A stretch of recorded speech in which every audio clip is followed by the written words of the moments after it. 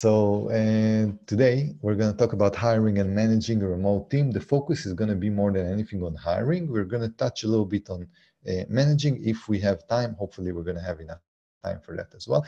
That's my email, eli@startuplink.com, our Twitter @startuplink. If you enjoyed this, if you have any questions, if you want whatever, you can tweet at us and we'll hopefully get to Twitter. We're big in Twitter.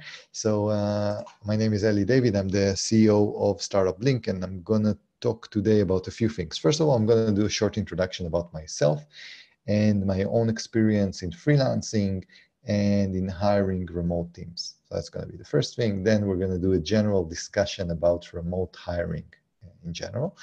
And then we're going to talk a little bit about managing a remote team. We will not have another Zoom discussion in 1 hour, but we are planning, I'll just give you a quick note on the Telegram channel, and I shared the link with you before. We are planning to do video encounters that basically we connect, put video on, no audio after a few minutes, after a quick round of introduction, and then just decide what task each of us is going to focus on and try to work on it together. So it's going to be very experimental, and we'll see how it goes. So we will update about this in the Telegram channel that I sent you a link before, and we're also going to send you a link to this after this presentation is over. I'll just say a little bit about myself. I'm a digital nomad. I'm basically, in the last 9 years, I've been traveling from one place to another. I lived in more than 40 countries. I traveled in more than 60.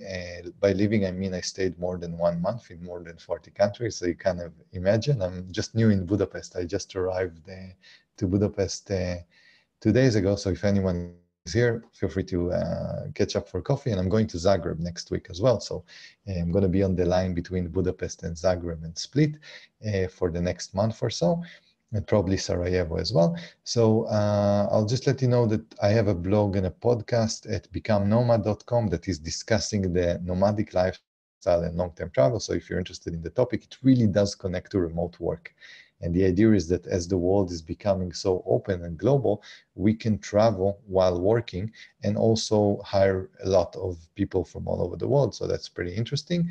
As I told you before, co-working is a big, big, big thing for me. Everywhere I go, I do co-working. I'm only 2 days in Budapest and I'm already co-working here. So it's not that glamorous lifestyle. Basically, it's a lot of work, but from different locations, every 2 months changing a location. So that's pretty fun. And yeah, let's talk a little bit about what is my experience, what did I build so far, and how does it connect to the topic of hiring and basically management and so on of remote teams. So first of all, I started as a freelancer. I did business plans for people for 4 years, mostly on Upwork.com. I no longer do business plans, don't want to disappoint anyone that needs a business plan. I'm not your person, but it was a very interesting experience and I really enjoyed it. And maybe one day I'll get back to it. The other thing that I do is on Become Nomad, the blog and the podcast that I mentioned. I hired multiple people to basically help me run and maintain the blog. Lingolearn, I had an online school that is still operating, that we hired many teachers on it. And StartupBlink.com, my recent endeavor, let's say, it's a global startup ecosystem app, and we have a very interesting and diversified team of about 7 people working, all of them remotely, in South America, in Asia, in Europe, and so on and so on. So it's really in Africa as well. So it's very diversified and fun. And again, it's all thanks to the ability to hire teams from all over the world now. That is relatively easy. I'll just give you a quick round of introduction of StartupBlink. This is how it looks like. It's a global startup ecosystem map. And the idea over here is that we have tens of thousands of startups on the map, co-working spaces and so on. I'll also let you know that we have about 100 meetup communities with about 50,000 members. So if you're interested to join either the webinars, probably most of you are here from meetup groups, either the webinars, or we're also going to do, we're doing a lot of weekend events. We're basically meeting for coffee in Starbucks all over the world. So check it out, and we'll be very happy if you arrive to the to the weekend events. So, if you have nothing to do on the weekend, why not catch up with more startup people and kind of complain about life like we like to do. And so it would be great to see you there. And if you're interested to organize and to lead a weekend coffee event, just send us an email via the group, and we'll be happy if you can basically take more of an active role in those weekend meetings. That's basically it. So StartupBlink, as I mentioned before, is also a research center. And I'll just say on the topic of that we're ranking more than 1,000 cities and 100 countries according to their startup ecosystem strength. Totally recommend to everyone to check out where their city is ranked. It's below the map. Critical. The place that you choose to stay is going to greatly affect your chances of success regardless of what you do. The idea is that that's the place where you find clients, team members, suppliers, investors, anything that is important for a startup. So don't think that you are isolated from the world. Do co-working, and also check if your city is good enough, and if not, please consider either leaving the city or relocating to another city. So you have a giant basically ranking table just below the map, free to use. You can get a lot of insights from it. I'll just say on us that we're currently working with dozens of municipalities around the world, helping them in the promotion and mapping of their startup ecosystem. Good. So we can start. We can start talking about the topic of why we're, the main thing of why we are here today, which is hiring. But let me see if there are any questions before that. So just a minute. I want to see that we're relatively without any questions. So I'm looking at the QA. Leon is asking, will this be published as I think you're asking about the recording. We're going to publish the recording, and also the weekend meetup groups that we have are going to be published on your local meetup, so you can check it out. Telegram link. Oof, I don't have the Telegram link. Someone can copy paste the Telegram link that I copied and put it in the chat for Rosha. That would be absolutely great. Thank you. If someone can find it, t.workjam, something like that. But, okay. Bila is saying that you can't see my screen, right? So can you see you can't see my screen currently, right? Let me see in the chat if you can see my screen. No. Wow, amazing. Great. So thanks, Bila. And I'm going to share it. You didn't miss anything. It was nothing about hiring until now. This is how StartupBlink, by the way, looks like. So that's just as a side note. Okay, so let me go back to the QA. I just want to see if, so thanks, Bila, about letting me know about the screen. Just a second. Thank you, everyone, about the slides. Great. I'm going to mark them all as complete. So just a minute.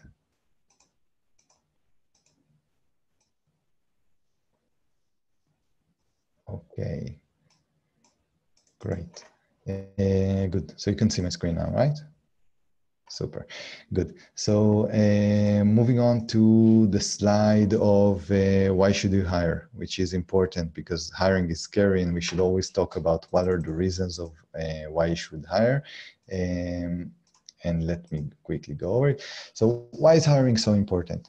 First of all, hiring is a must if you don't have the technical skills. So let's say you want to build a website, you want to design something and whatever, you can't learn it on your own. It's going to take years. So the idea is that for some things, you must hire. Hiring also allows you to grow by working on your business and not in your business. So the idea is that once your business is growing and it kind of generates revenue, you're going to be very, very close to being in a trap of working in your business. Michael Gerber has a great book called The Emmitt Factor, and he's talking a lot about the big risk of us as business owners to be stuck in the daily activities and operation of the business, and which will not allow it to become a really good business and to grow fast enough. So by hiring people, you are freeing your time to actually work on the strategy of your business, about the next steps, about building it, and so on and so on. So that's relatively important. Hiring also creates an ability to scale your business. If you're a one-man show or a one-woman show, you're going to have very limited ability to scale. You're going to get stuck. There is nothing you can do about it. So the idea is that hiring, when done correctly, allows you to create a much bigger business. Now, hiring also allows you a disconnection that is very, very important.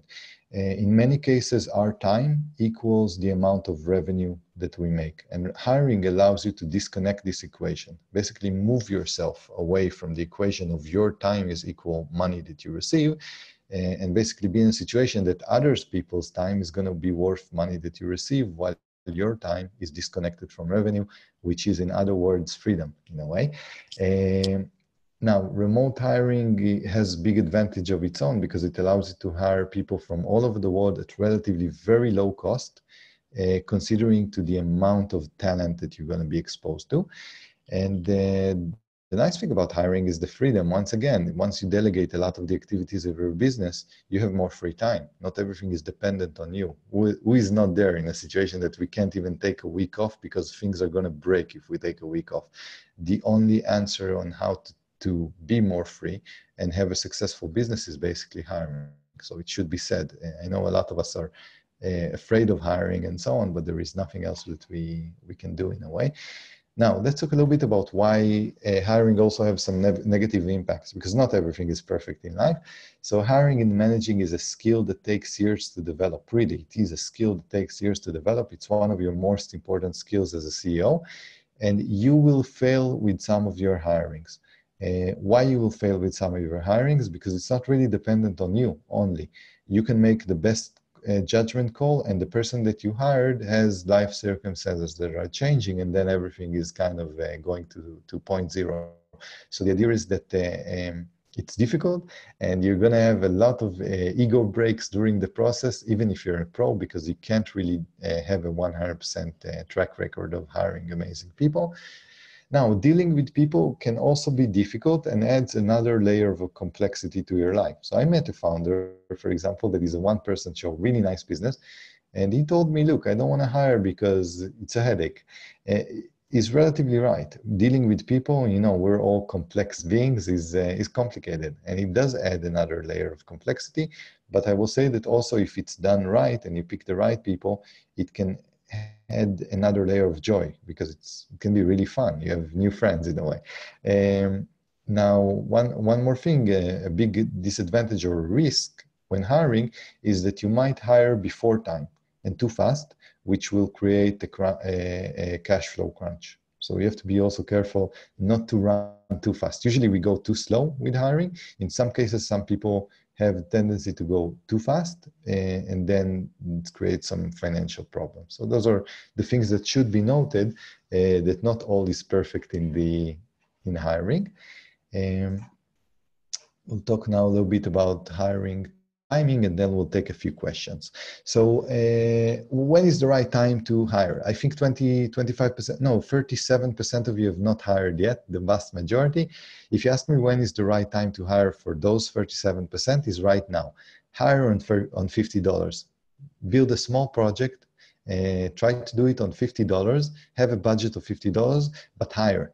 The idea over here is that you're going to receive so much insights and knowledge from only doing that, and also self-confidence, that it's worthwhile. So I give a quick task to the 37% here that have never hired and want to hire. Do it. Just go to a freelancing platform, start a project for $50. It doesn't matter what is the project. It doesn't matter what is the outcome.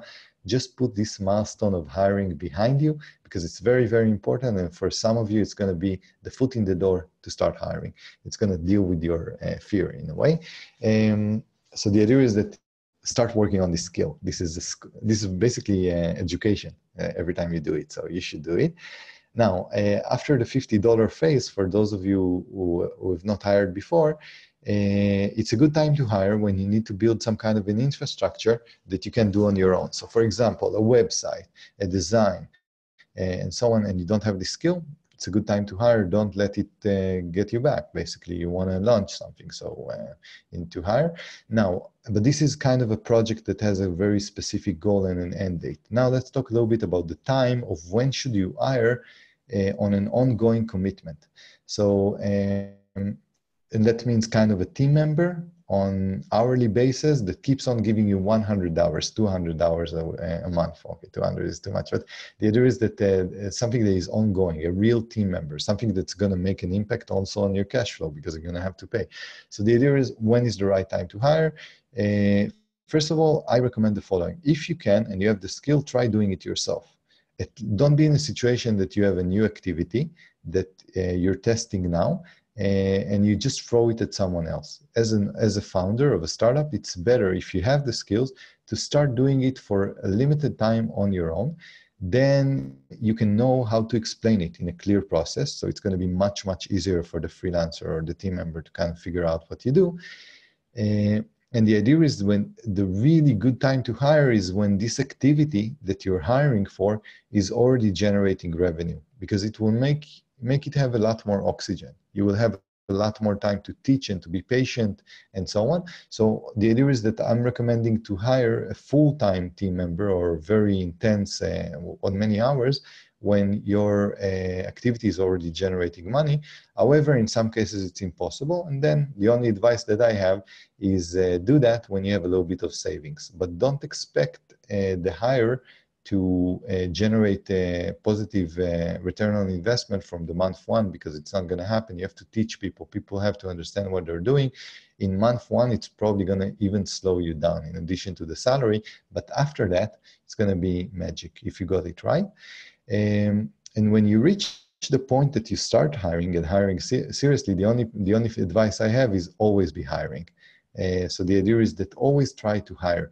As a CEO, as a founder, as a business owner, you need to be in a constant stage of hiring people all the time, because you don't want to be unprepared when things are happening and someone is leaving. It takes a very long time to hire people. It's a long process. You have to kind of go through candidates, kind of do a thinking process. So you don't hire on emergencies. You have basically, you as a CEO have to be in a situation that you're always on the back burner, have a process of hiring that you always think about the next person that is entering your organization. It's difficult, but it's worthwhile doing. Good, so we talked about a few things. I'm gonna quickly go over the QA to see if I can answer a few questions. So Enrique is asking about where is the link to the ranking map. Great question. I'm gonna write it now in the chat, just a second. So it's gonna be startupblink.com, and you're gonna see the ranking tables below the map. You have to scroll below the map and you're gonna see all the ranking tables. Vadim is asking about what is the name of the book that I mentioned about hiring people. It's not necessarily about hiring, but more than anything about building business processes and be very, very focused on working on your business and working and building these processes. It's called the Emmitt Factor. I'm going to write it here, by Michael Gerber. So totally recommended, life changer. It's before the age of the internet. Actually, and that's what makes it so nice. It's not going to teach you how to have Instagram followers and so on and so on. It's like the basic things about how companies like McDonald's have built themselves and how he recommends that you're going to build your company. Definitely interesting book. I read it about 15 years ago and totally changed my mind about my view about business and so on. So recommended. Let's see if we have any other question. Musa is asking about, can you share tips to hire long-term position like CTO and not a freelancer? So basically, Musa, you're asking about a team member. I'm going to try to touch on this later on. CTOs are a little bit complicated because usually, at some cases, especially when you start a business, it will involve equity. You're going to give them a little bit of equity, and that makes it another lecture about co-founder startup, how to find a co-founder. But I'm going to touch on a few of those points about the CTO. But because it's technology, maybe on a CTO base, you kind of want to reach a co-founding agreement because they're so critical, and if they leave, it's a little bit of a problem because you don't have their skills. So something like that. But you can still find CTO also on platforms like Upwork and so on. I'm going to share the names of the platforms later. Bpine is asking about an example of a $50 project. I would do something like Interesting. Maybe design something, design a mock-up for a website and so on. So you kind of go to a designer and tell them, hey, I have an idea for a website or a landing page and so on. This is what I have vision. Let's work on a mock-up together. This could be something that you do. Another thing that you do is maybe a research project on lead generation. Let's say you have potential clients in Hungary and you need to find all the beverage companies in Hungary. So employ someone on finding you those leads, their email addresses and so on. This could be another type of project. I would recommend a project that has a lot of interaction, that you can kind of work together with the person and kind of experience in the management aspect of it. So that's a few ideas. How do you choose the right person from a Sweeney? I'm going to go over it. There's going to be a slide about choosing the right person. What's your process for handling virtual assistants? You do need a process. It changes for everyone. I'm going to go over this as well. So some of those questions are about the laws. Axel is asking about laws. So what about laws that prevent you from cut costs in hiring? The Belgium law is very strict, and my only answer here, Axel, is that the Belgium law will not prohibit you from hiring people in South America.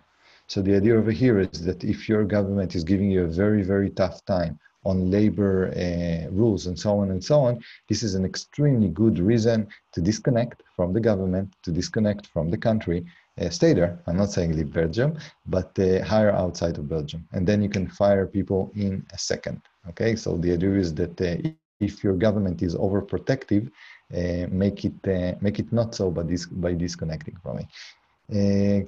Carter is asking about recorded. This is going to be, we're hoping that we can share this. So depends on how many things I'm going to say, how many stupid things I'm going to say.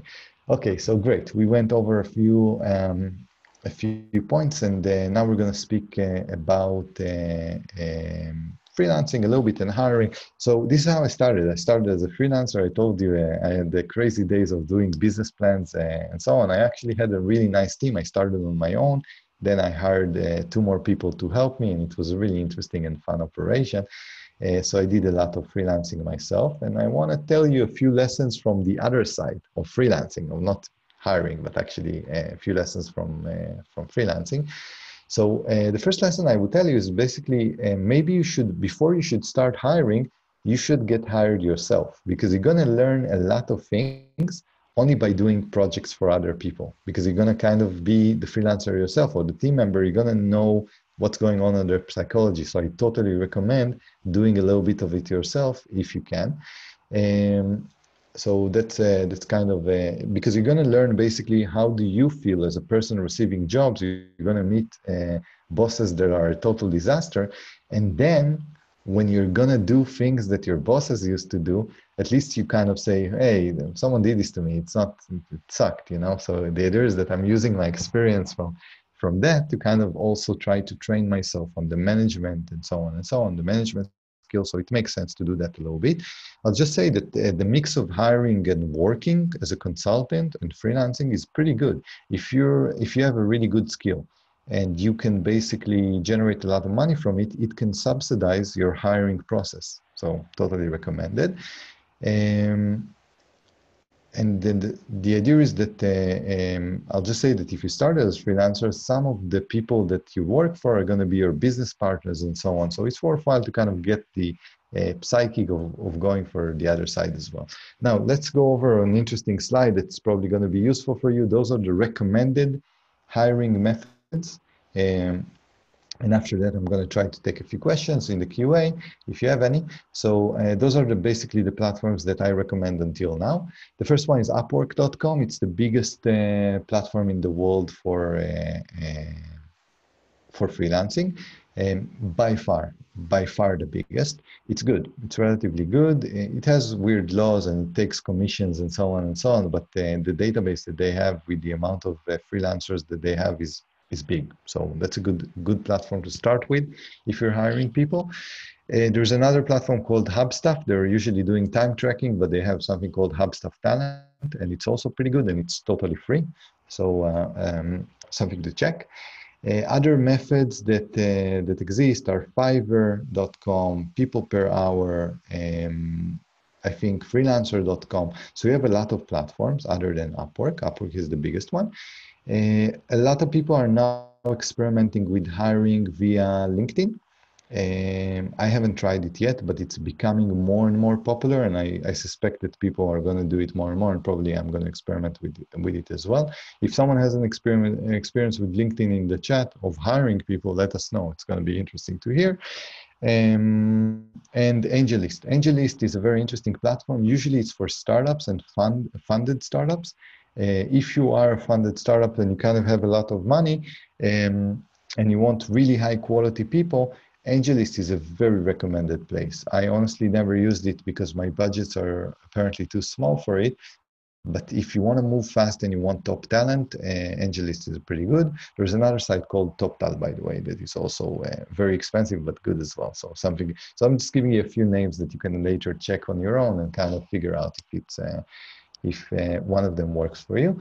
I will say that the last hirings that I've done were actually via Facebook groups. That was interesting. It was a massive surprise. So the idea is that some Facebook groups allows you to tap into, there are specific people that are looking for remote work. So Facebook groups of remote workers and so on are good. They're really, really good on getting traction to your job proposal and basically hiring people. So I'm actually surprised on how good Facebook groups is working for hiring people. One more place where you can hire people is networking event. So those are the events where you're trying to find your co-founders and so on. You can also find interesting people that are interested to start working. And one more thing to do is use your network as well. So you can actually, if you need, for example, a developer and so on, ask your friends. Because if they give you a recommendation and they care about you, basically, if they give you a recommendation, it's pretty good. So you can ask your friends, hey, do you know someone that who is willing to do remote work in web design and so on and so on? You might be surprised. And I also recommend speaking engagement. So if you have a chance to speak about your startup, your project and whatever, go for it. Always grab this chance, and then you'll be surprised that in the end of your lecture and so on, people are going to come to you and going to tell you, hey, really interesting project. Can we get involved, or are you looking for people? Or even by introducing themselves, that's a foot in the door to basically being able to hire people. So there are many, many methods of hiring, and those are the ones that are kind of working for me. I'm pretty sure there are dozens of more methods as well. So I'm going to quickly go over the QA to see if you have any comments. Again, I don't look at the chat, so if you need something from me, QA is the best thing. Team is asking, with all the different countries you can hire from, how do you balance the need for low cost and quality? So that's exactly it, team. You kind of need to find this balance. It's it's not easy to find this balance. It's not necessarily has to do with the country. The idea is that the country does not show you a lot about the talent. You can find talented people everywhere, but the country does show you what will be the expectation of wages. Because if someone is currently in Kiev and the cost of living in Kiev is 10% of San Francisco, they might even be smarter than the person in San Francisco, but they're going to give you immense value. So the idea is exactly what you said, find the balance and try to figure out where you can actually hire in the best way possible. It's interesting. Every country has its own characteristics and its own, like you can say, for example, in Ukraine, great developers. In Serbia, for example, you're going to find great virtual assistants and project managers and so on and so on. My sound editor for the podcast, for example, is in Serbia. So the idea is that it's very interesting to see that some countries can excel in a few things, and yeah, you should just experiment. And it's also personal chemistry that sometimes it's easier for you to work with people from one country and not from another country. It's really interesting thing. So the idea is just keep open-minded and give everyone a chance, because people might come from very strange places that you never heard of, and they're going to be in outstanding level that you cannot even imagine, much better than you. So that's kind of like a little bit about that. Andreas is asking about how to manage copyright when you're on platforms like Fiverr and Upwork. Copywriting is difficult. First of all, if someone wants to steal something from you or to do you harm, there isn't much you can do in general. Like in the end of the day, you have to trust, first of all, your intuition, hire good people. And that's why I recommend go on calls with people. Don't hire just like that. Go on calls, establish some kind of a friendship, relationship that you can kind of see that our intuition is very, very powerful also on hiring. So if you're kind of feeling something, hey, this is a little bit dodgy and whatever, don't hire. The only thing I do recommend is even if you hire through platforms, go to Google, check for service agreements or IP rights and whatever for freelancers, and make the freelancers sign one. So don't count on the legal protection of the platforms because there is zero. I totally recommend that if you have sensitive information, send them a template to sign, or basically a service provider agreement or IP rights and so on and so on. And I'll also tell you some other things, Andres. Basically, a lot of your hires of team are gonna be failures in the first month. So you're gonna know in the first month that this is not going anywhere. So my recommendation over here is not to share too much information in the first month. Try to go slowly. Don't give them the entire code base and data of your site or whatever. Try to go a little bit slower so you can see that this is going into a situation that this person is staying longer term. Okay, let's see. So Don is totally recommended LinkedIn. That's great to hear, and I'm totally gonna try it myself very, very soon. Bila is asking about platforms for people to work for equity, and there aren't any platforms that I know of, or no successful platforms. Equity is a total mess, and I don't want to touch it too much in this lecture because we're going to run out of time. But the idea is that nobody really solved equity really good, and the idea of equity is total intuition.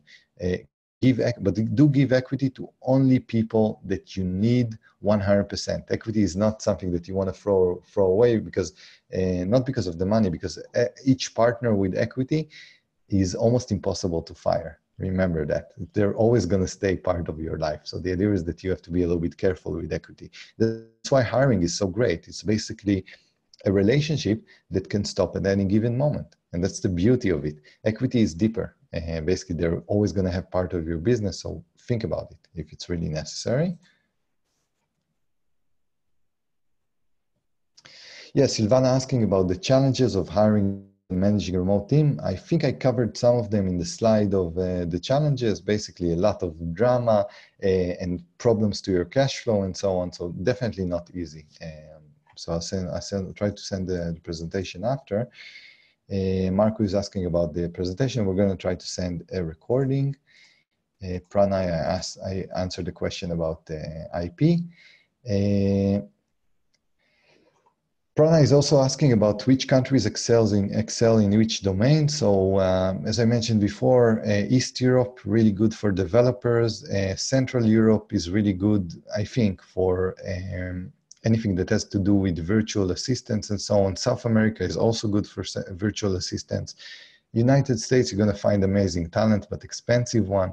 But it's not really, there isn't really a clear understanding here of which country is good for what. You're just going to have to basically talk with people and see in what they're good. It's really changing all the time. So Karthik is asking about project management. Project management, basically the best country would be the United States. But then again, it's very difficult to afford people from there.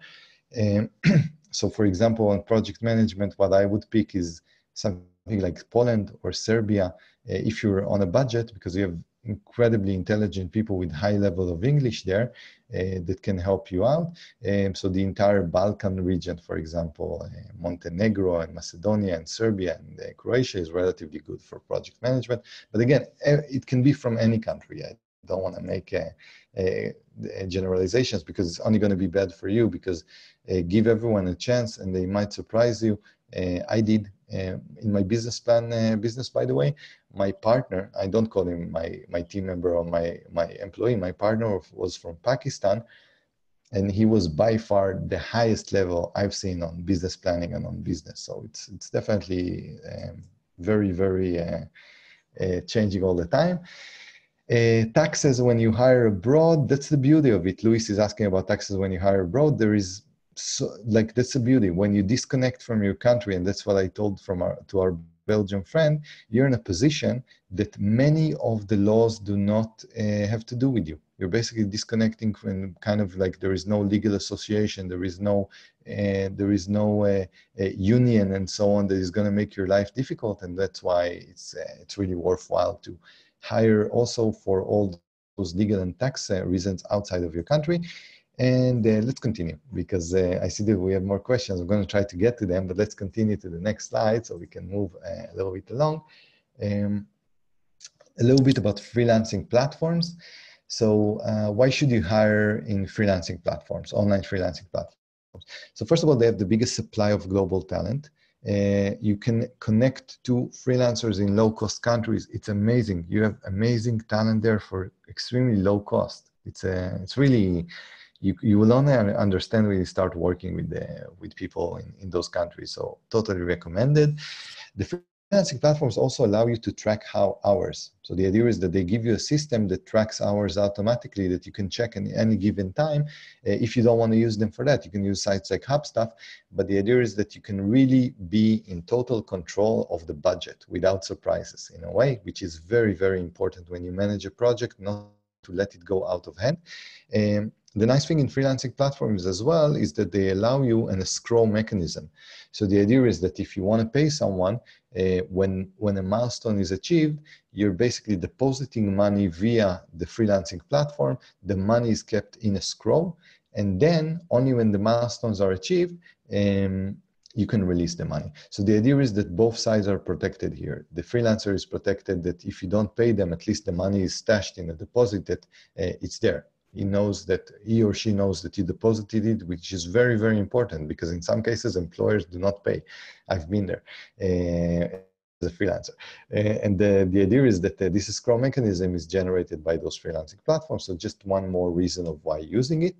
And I would just say that the freelancing platforms allow you to find really interesting people, high quality people with interesting circumstances. The idea is that even if you have money and your company is generating money, you don't want to hire people in San Francisco and New York. You want to find, for example, the top corporate employee in San Francisco that decided that they had enough, and now they're going to a farm in Colorado and they're going to live there. If you're going to find this person, you won, because they will be able to work for 40% of what they would make in San Francisco, and you get high quality talent. So the idea is that those platforms allow you to find those interesting life stories, and those interesting life stories are very, very powerful if you manage to find one. One more advantage of the freelancing platforms is basically its review-based mechanism. So the idea is that you can actually look at reviews and see what do people thought about the work of the freelancer before. This is incredibly, incredibly powerful. The reviews are good. They can really let you know who are you dealing with. So that's another reason of why the freelancing platforms are so good for hiring. Let me try to take a question or two. Prosby is asking about any suggestions on Upwork and their new pricing. Upwork is taking higher and higher pricing all the time. Is it worth it? It is worth it. If you find an amazing person, it's 100% worth it. But yeah, Upwork is making it a little bit difficult recently to hire there. But still, if you find an amazing person, the difference that they're going to make is incredibly big. Pradeep is asking about thoughts about remote-only job boards. I don't have a lot of experience with them. I know that some of them exist, but I never really tried them. I guess I'm so addicted to Upwork and all the other platforms, and now I'm using a lot more Facebook groups, but definitely something to check. Karfig is asking about tools available to manage the team. I'm going to share a few tools if we're going to reach it. Vadim is asking about what should they outsource and what better to do yourself. So basically, anything, the common knowledge is that if you can outsource something, outsource it, because the idea is that you as a founder, you have to work on the business. However, if you see that there is one activity that only you can do, keep it to yourself. If you think that you're a superstar in one activity and it doesn't take a lot of time and you enjoy it, keep it for yourself as long as it's not too overwhelming. But if you see a situation in which this task is becoming overwhelming, taking more than half of your day, probably you wanna outsource it. So the idea is that a lot of us get actually addicted to the tasks that we're doing during the day, and this is exactly the moment where you have to cut a little bit, because again, if you're not doing that, you're never going to be free. And freedom is, I'm hoping, one of the goals of why we are all here. So something to think about. Okay, moving on to the next slide. This is a slide just showing you the variety of things that you can hire for. It's never ending. You can hire for everything. It's like basically never ending.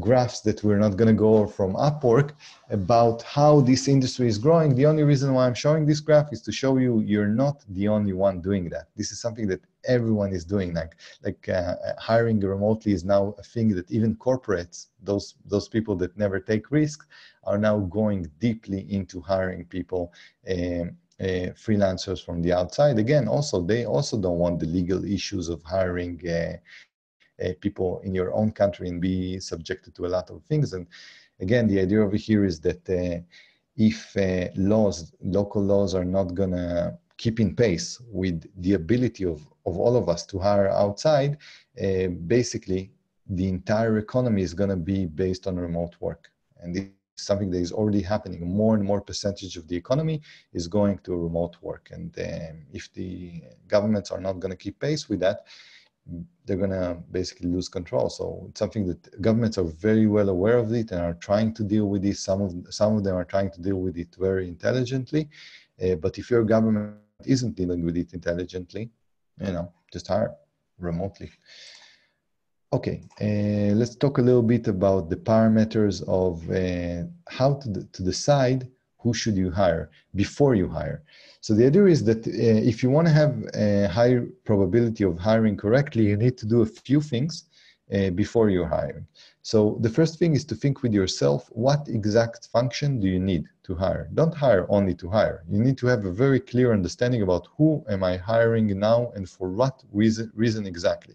Because if you're confused about that, the freelancer that you're hiring is not going to help you with it. So basically, you're really decreasing their chances of success if you're not clear on exactly what is it that you need, okay? One more thing to consider is, do you hire a team member or an expert? So the idea is that if you need design and so on, it's an expert. It's basically ending in like 1 month or 2 months and so on. If you're hiring a team member, that's another way of looking at it. Someone for the long term and so on. Then the hiring process is going to be different. And also the expectation level is going to be different. When you have a team member, you expect from them a lot more. What is the expected outcome? You want to make sure that you know what is your budget. Don't be like, I'm going to start this project, I'm not even sure about my budget. You need to know how much are you willing to spend on this thing. And there are two things in hiring sites that they differ between them, two models of work. You should be aware of them. One thing is for fixed projects. And the idea over here is that basically hiring for a fixed project is good. For example, I need to design a report or a website. My budget is $500. That's my fixed fee. That's what I'm willing to spend, regardless of how many hours the freelancer is putting. So now you're disconnecting from the hours. So fixed projects are good because they actually give you an understanding of exactly how much you're going to spend, which is very good because usually you're going to spend more than you want. So fixed project actually caps the spending rate. Now, I recommend fixed projects whenever you can. However, not for team members. For team members, you go on hourly. Fixed projects are good when there is a clear scope of what exactly do you need, no surprises. Like you can tell the freelancer, look, I just need this design. This is how it looks like. This is I needed design. So we kind of not surprise them with, oh, you know what, we also need to do this and this and this. So there has to be a clear scope and a clear timeline. So this one is ending in about a month and that's it. Now, hourly is good if you're looking for ongoing and evolving relationship with the person that you are hiring. You want them to become a team member, then hourly is much, much better. Now, other things that you have to consider before you hire is what language level do you need? Because language and communications are extremely important. And in some countries, the people you're going to interview going to have low low quality in English and so on and so on, and that's still okay. In many, many cases, those people are going to be very, very economic to hire. But you have to figure out if you want to employ someone that cannot really communicate that well in English, or maybe they can only write and so on. Again, someone disadvantage is your advantage in a way, but try to make sure that what is it that you need, and also take into consideration time zones. Time zones can be brutal. So for example, if you're in the USA, hiring from Asia is going to be very, very difficult because of the time zones, because you can never speak with this person unless they're a night owl, and most of them are not. Like, people want to sleep at night and want to work during the day. So if you're from the USA, maybe it's better to hire in South America and so on. So that's kind of like a time zone is very important on this front. Okay, let me try to take a question or two. Nana is asking about low-cost countries for web development. Web development is a problem because there is so much demand for web development that countries that you would think are relatively cheap, like the Ukraine, for example, the developers are gonna charge a lot of money as well, because there's so much demand that it's difficult. But I would definitely recommend for development East Europe, Balkans regions, and in some cases also South America. It's going to be much cheaper than hiring in the States. That's 100%. Okay.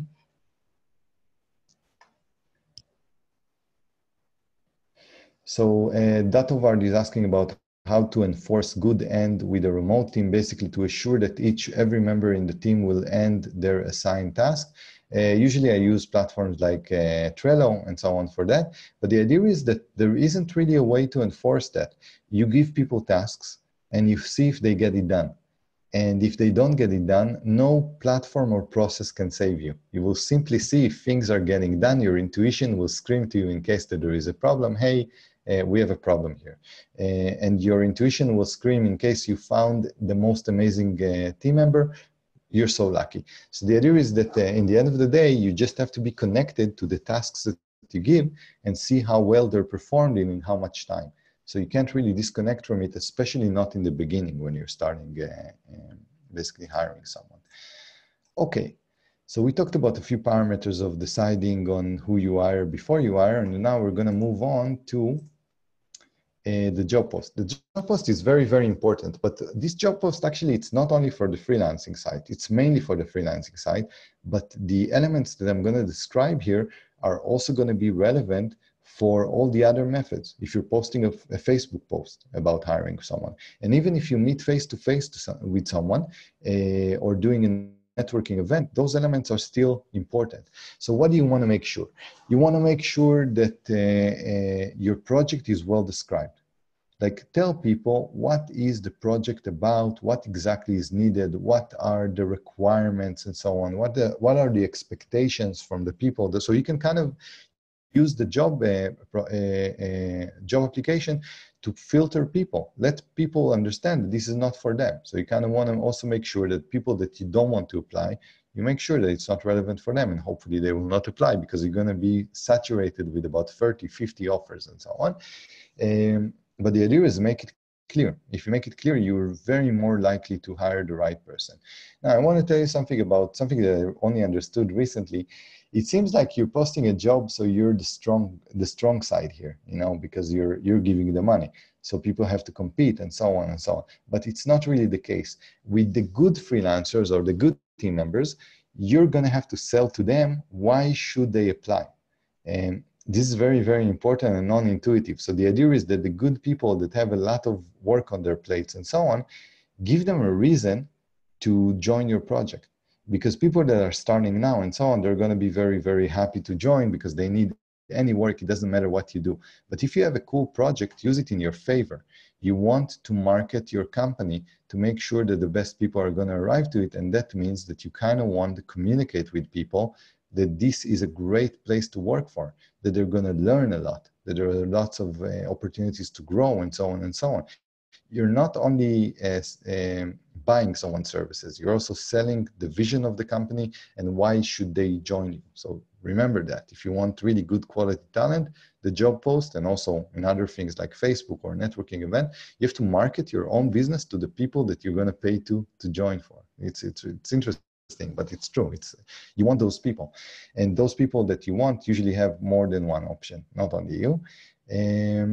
So yeah, that's basically it. And on the freelancing platform, let's just say that after you post the job, you can search in the freelancer platform yourself. You can wait that people will apply, but what you should probably also do is search in the search engine for people that might be relevant and invite them for the job. So that's a few tips about that. Let me try to take a few questions. Temi is asking about what services do you use to communicate and track progress of your global freelancers. I'm using Trello for a little bit for project management, but not too much. More than anything, I'm using a platform called Hubstaff. And Hubstaff allows me, I mentioned them because they have a platform for recruiting. I'm using them for their time tracking solutions. What I like about them is that they send me an email in the end of the day with how many hours each freelancer has worked. So that's pretty good, and I use them a lot. Other than that, Skype to do calls. Calls are very, very important for me as I'm managing my team.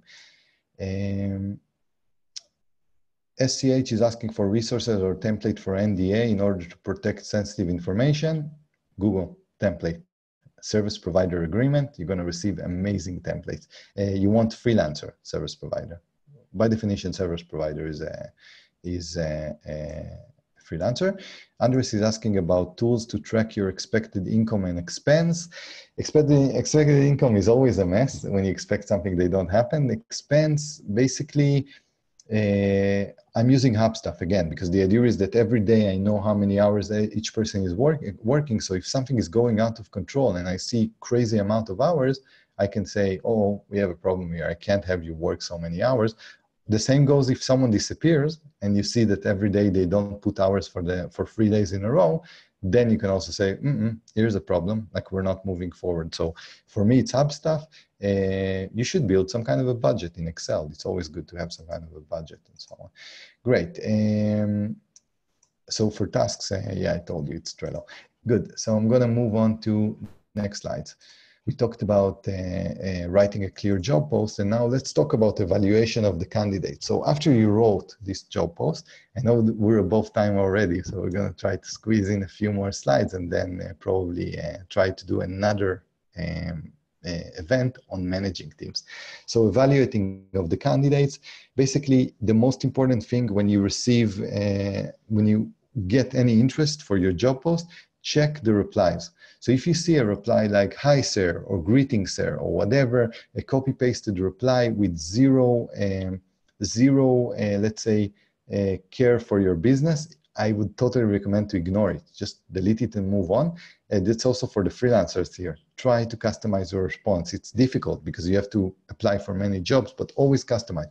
So for example, if I'm getting a reply like, hi, sir, or whatever, I delete. But if I'm getting a reply like, hi, Ellie, I saw StartupBlink. I think it's a great resource. I went over it. I saw a bug when someone is trying to click XYZ, and I'm very interested and motivated to join a project like that because you're mapping the global startup ecosystem. Great. Then I'm like saying, whoa, I have to talk to this person because they're motivated enough to check what I actually do before I pay them. That's a really, really good sign. So check the replies. Check the replies and make sure that at least one part of them is non-copy pasted.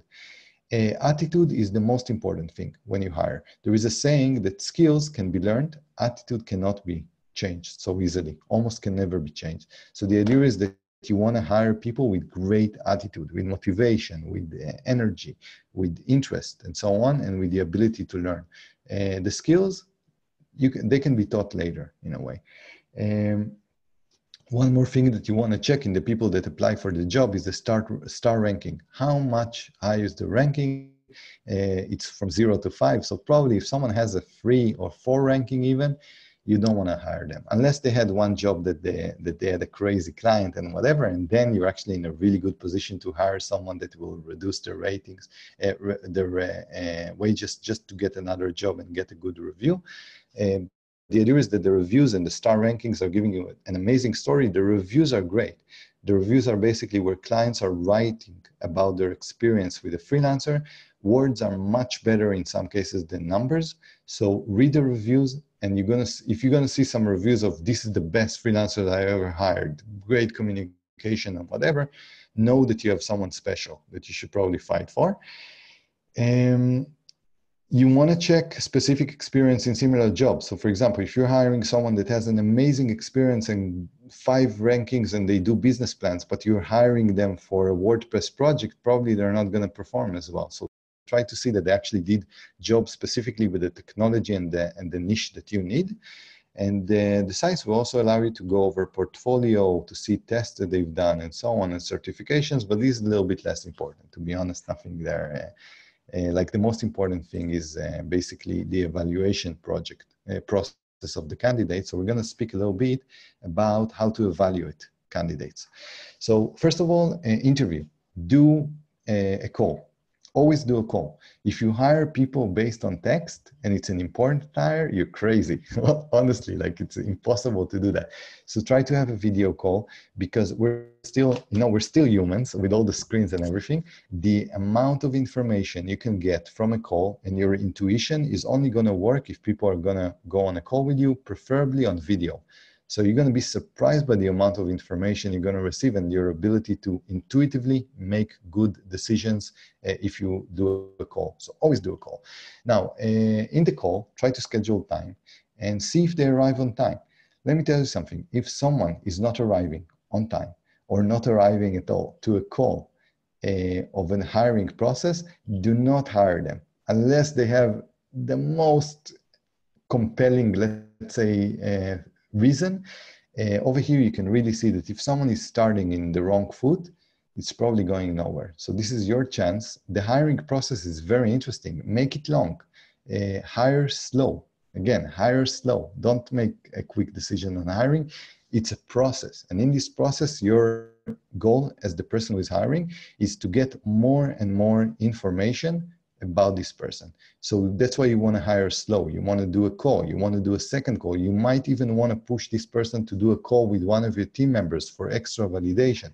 So the idea is hire slow as possible. Other than that, see if you get along well. The idea is that you jump on a call with them. If you're going to hire them and they're going to be a team member, they're going to be part of your social life as well, right? So the idea is try to see if there is chemistry, if you can have a good laugh, if it seems like it's a good person that you want to spend a lot of time with, because skills are not enough. And also, if you have a team, if you're hiring a person that is a genius in what they do, but they have serious problems with, let's say, connecting with other people, or they're not so nice or whatever, you're going to create great cultural problems in your organization and also for yourself for dealing with those people. So be careful and try to figure out also the social side and how fun it's going to be to work with them.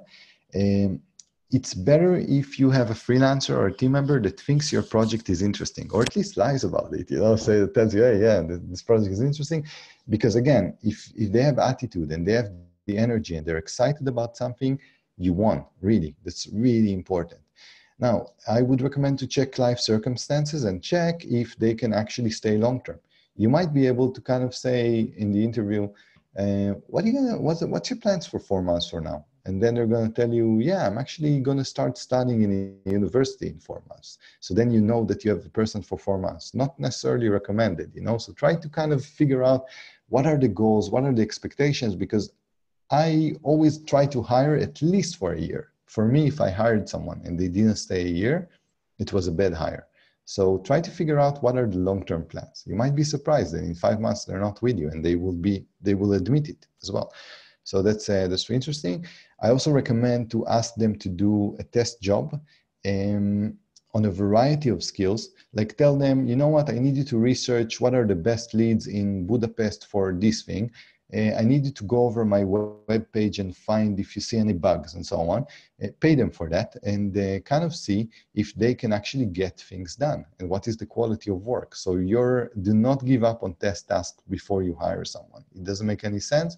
Why? Because again, you want to see the quality, and 2, you'll be surprised the minute you give people a test task, they disappear. Because it's difficult. So it's the first time that you put something difficult on their plate and then they disappear, and they saved you a lot of trouble later trying to encourage them and motivate them after you hire them. So try to make the hiring process count. And then the last thing is basically to trust your intuition. It's either hell yes or no. right? So the idea is that in hiring, if you see a person that you really want to hire, you will know. And if it's kind of, I'm in doubt, I'm not sure, whatever, usually those things don't end well. So it's kind of a little bit about that. A little bit of an hiring insight. If you have a big budget and you can't go wrong, you have to get things right. Like there is no chance of having a failed project. Focus on freelancers with great reviews and 4.85 rankings. So the idea is that over here, if you have the money, and since they have the ratings and since they have great reviews, they will also cost more money. But over here, the most important thing for you is to get this thing done in the highest quality, so you can focus on that. If you have a low budget, and that's my situation most of the time, try to identify the gems. The gems are people that are mavericks and they still don't know that they're stars. Okay, so that's the idea. And that's only if they don't have a lot of reviews, they don't have anything, but you see something interesting in the way that they reply back to your application. You see a lot of motivation, you see high quality answer and so on, and then just jump on a call with them and grab them, basically. So the idea is that if you're on a low budget, you're gonna have to experiment a lot more and also take a little bit of a risk, because those people will have no reviews. You will never know if they're good or not until you start working with them. But the idea is that identifying those people is going to save you thousands of dollars if on the long term. So something to think about. I'm going to go over management tools for a few minutes. I think this is going to be almost our last slide because we didn't really reach the management slides, and I'm going to break it into two. I'm going to basically do another talk about management because there are many, many tips about management. I'm also going to only going to mention the tools for management. You have the freelancing platforms. If you want to track time, you can track time with Upwork, with Freelancer, and so on. You can use Upstuff for tracking time as well. You can do snapshots of basically showing you what are people working on. I had a situation, for example, of a freelancer that was working very, very slowly. And only in this case, I asked them to put the snapshots and basically check them. They were on Google Translate most of the time. So over here, we had a really severe English problem that I was not aware of because we did a lot of the communication via text. And then the snapshots sometimes are reasonable. I'm not doing them anymore. Basically, I'm not taking any screenshots, although you can. Those platforms allow you to do that because I do want to establish a level of trust with my team. So I'm not doing that anymore. But if you're totally new to hiring and to managing, you might want to tell your freelancers, hey, I'm using the system on Upwork and it's also taking screenshots in a way. So this is something that you have to think for yourself. I'm not doing it, but in the beginning, it's probably a good tool. Other methods that you should consider doing is using Google Drive for standard operating procedures, to write documents, to share documents, Trello and Asana for managing a project. They're really, really good because if not, everything is going to drift to email and then it's going to be a total mess. And Skype and Slack for conversation. So Skype is good for the calls and Slack is really good for basically creating team channels. For some reason, we're using Telegram, but this is very, very non-common. We don't use Slack, we use Telegram, but usually you would use Slack. On the payment, you want to use PayPal if there is no other option. Pioneer, relatively better. Transfer-wise, PayPal, the good advantage of PayPal is that they're available everywhere. They have the biggest distribution there is, and I give them a lot of respect for that. They really allow you to transfer money everywhere. TransferWise and Revolut, two relatively new players that are totally cutting commissions and so on, so recommend to check those two. This one, we're not going to do the management best practices. No time. Automatic is a company that has WordPress, that built WordPress, and they have more than 250 people working for them, most of them, 90% of them remotely. So it can show you also that you can scale your business using remote teams. It's not like at some point you're probably going to need an office, but you can do so much remotely and grow so much remotely. It's absolutely stunning. I'll just let you know that some people do not enjoy remote work. There are very, very talented people that will suck if they work remotely.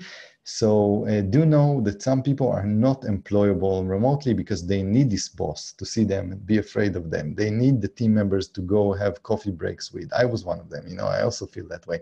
So the idea is they need the offline interaction. So remote work is not for everyone. It is more difficult to establish trust and company culture when you work remotely. So they require more planning, more active planning. You have to constantly think about your team culture and how do you bring people together remotely because it's more difficult. And there is time difference, there is infrastructure problems. So it's not perfect. At some point, you're probably going to need an office, but it's a very far point. So you can take your time and kind of see when this point is arriving. Co-working. Again, do co-working. I sent you the link to WeWork, 15% off, free tour. So why not? And basically that's it. We didn't touch that much on the management side, but we are out of out of time and I'm out of voice. So we're gonna do it in the next time that we meet. We're gonna do another webinar on management because this is really important, the management side of the remote work.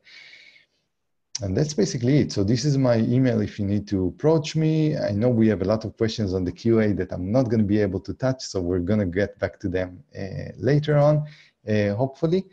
And I think this is it for today. So thank you very much for arriving. Try arriving to more of our webinars if you can. I'm going to try answering a few questions on the QA in chat. And see you next time. Thanks again for arriving and keep in touch. See you in the next events and the weekend events also on the meetup. So it was a pleasure. Thanks for arriving.